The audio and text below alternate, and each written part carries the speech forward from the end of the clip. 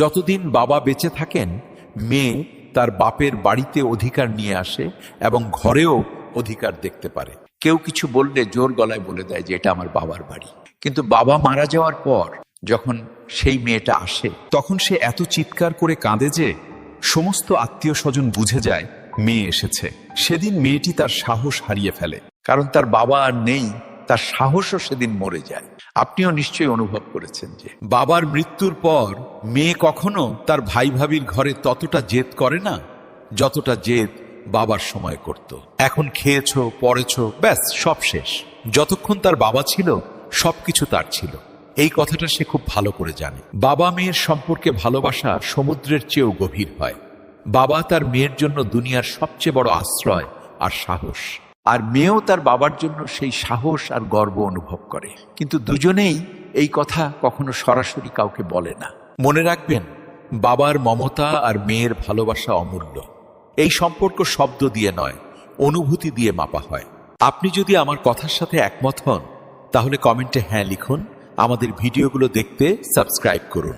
Heart attack যদি কারো হয় কিভাবে বুঝবেন? দেখেন, বুকের ঠিক মাঝখানে চাপ আসবে। অনেকে ভাবে বাম পাশে ব্যথা, কিন্তু তা নয়।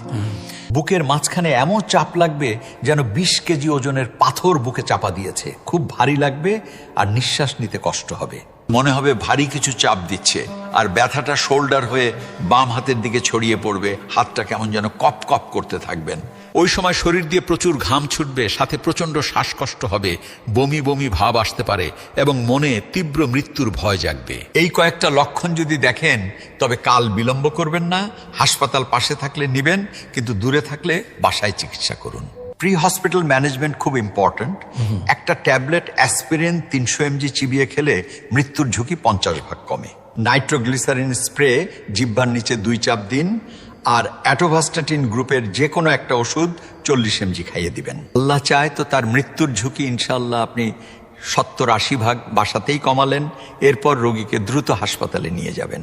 হায় রে মানুষ, কি অদ্ভুত প্রাণী, তাই না? একটা কুকুরকে এক টুকরো রুটি দিন, সে সারা জীবন আপনার গোলাম হয়ে থাকবে। কুকুরটি আপনার বাড়ি পাহারা দেবে, কুকুর আপনার জন্য মরতেও রাজি থাকবে। আর একজন মানুষকে আপনার সর্বস্ব দিয়ে উপকার করুন, আর তারপর অপেক্ষা করুন, দেখবেন সেই মানুষটাই আপনার পতনের জন্য সবচেয়ে বড় ফাঁদটা পাতবে।